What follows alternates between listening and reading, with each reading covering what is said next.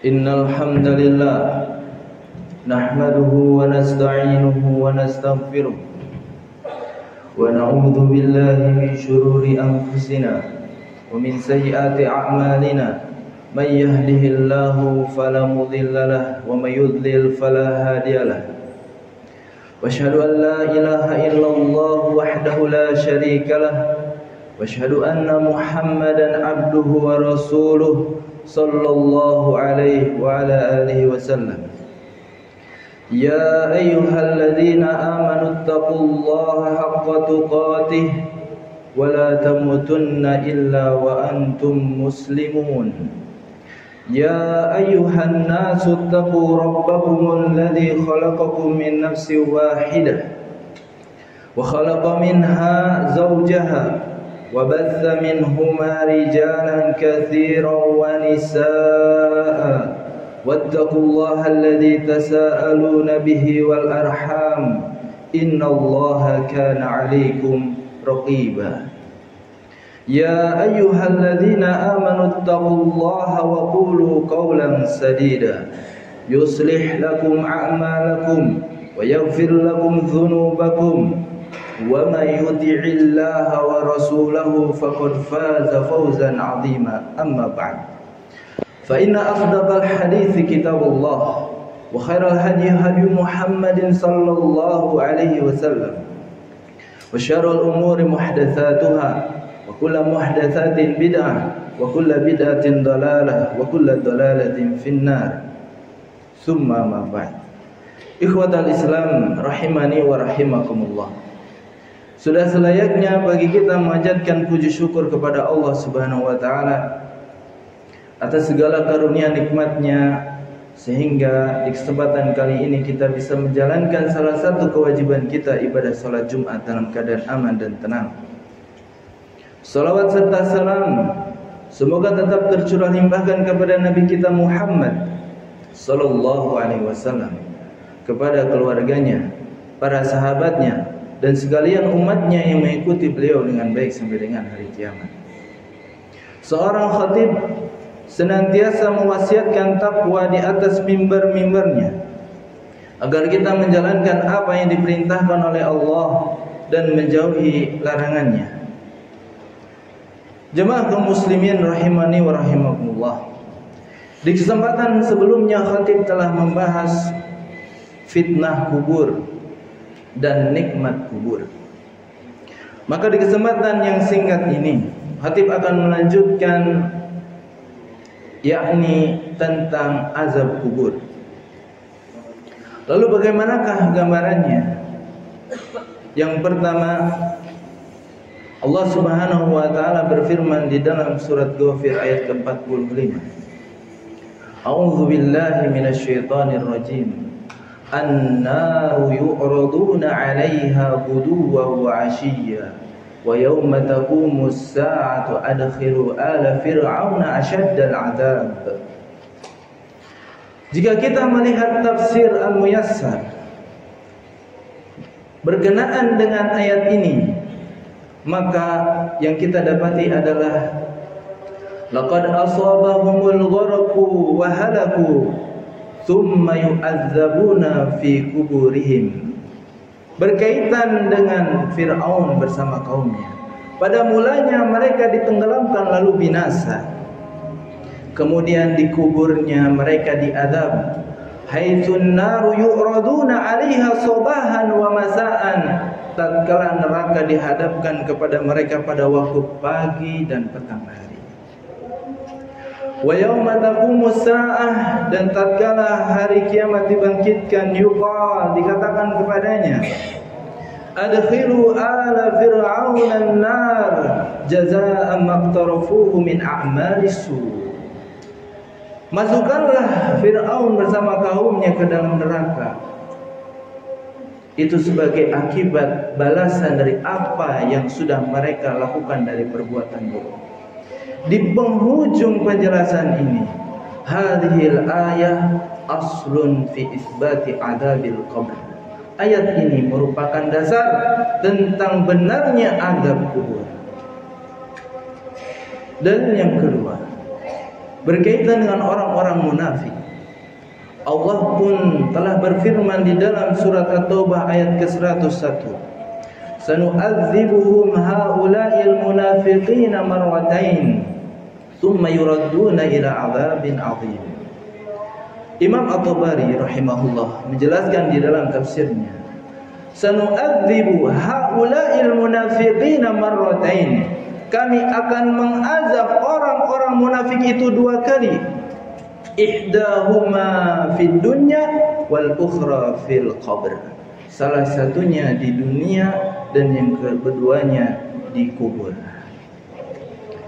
Kemudian jemaah sekalian dimuliakan Allah Subhanahu wa taala, kita lanjutkan selanjutnya keterangan dari hadis Al-Barra bin Azib yang merupakan hadis yang panjang berkaitan dengan fitnah kubur, kemudian balasan bagi orang-orang yang beriman yang mampu menjawab pertanyaan-pertanyaan munkar dan nakir, dia akan mendapatkan nikmat kubur. Maka kita masuk ke dalam bagian hadis selanjutnya, yaitu balasan bagi orang-orang kafir dan munafik yang tidak mampu menjawab pertanyaan-pertanyaan yang diajukan oleh kedua malaikat munkar nakir. Tatkala ia ditanya tentang siapa Rabbnya, apa agamanya, dan siapa nabinya, golongan yang kedua ini menjawabnya dengan ungkapan la adri, saya tidak tahu. Maka kelanjutan daripada hadis ini, fayunadi munadin minas sama'an kadzaba, lalu terdengarlah seruan dari langit, ia telah berdusta. Kenapa demikian? Dijelaskan berkaitan dengan hadis ini bahwasanya Allah Subhanahu wa taala telah mengajarkan yang hak, telah mengutus para rasul, telah mengutus Nabi Muhammad sallallahu alaihi wasallam, dan ia pun tahu bahwasanya Islam adalah agama yang benar, tetapi ia mengingkarinya sepanjang hidupnya. Maka akibatnya jemaah sekalian, fa'afrishuhu minan nar wa albisuhu minan nar waftahu lahu baban ilan nar. Hamparkanlah untuknya hamparan atau alas dari neraka, pakaikanlah untuknya pakaian dari neraka, dan bukakanlah satu pintu untuknya, pintu menuju neraka. Fayatihi min harriha wa samumiha, lalu terasalah hawa panas dan angin panas. Wa yudayyaku alaihi qabruhu hatta takhtalifa adla'uhu, kemudian disempitkan kuburnya sehingga tulang belulangnya bersilangan. Nauzubillah. Kemudian jemaah, bukan hanya itu saja. Wa yatihi rajulun, datanglah sesosok orang, qabihul wajhi, buruk rupanya, qabihul thiyab, jelek pakaiannya, muntinur rih, bau busuknya. Fayaqul, seraya dia mengatakan, abshir billadhi yasu'uka, hadha yawmuka alladhi kunta tu'adu. Aku datang kepadamu dengan membawa kabar buruk. Ini adalah hari yang dijanjikan untukmu. Tentu hamba yang sudah ada di alam kubur ini bertanya-tanya. Fayaqulu lahu, ia pun bertanya kepadanya, man anta, siapakah engkau? Fawajhuka alwajhu yaji'u bisyarr, wajahmu adalah wajah yang mendatangkan keburukan. Fayaqul, lalu ia pun berkata, ana amaluka khabith, aku adalah amal burukmu.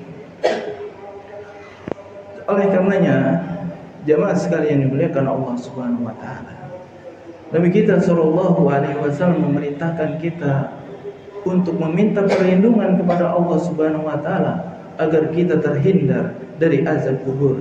Ista'idzu minallahi adzabal qabr. Semoga Allah Subhanahu wa taala mengaruniakan kita nikmat kubur dan dijauhkan daripada azab kubur. Aqulu qouli hadza wastaghfirullah li wa lakum wa lisairil muslimina min kulli dhanb fastaghfiru innahu ghafurur rahim.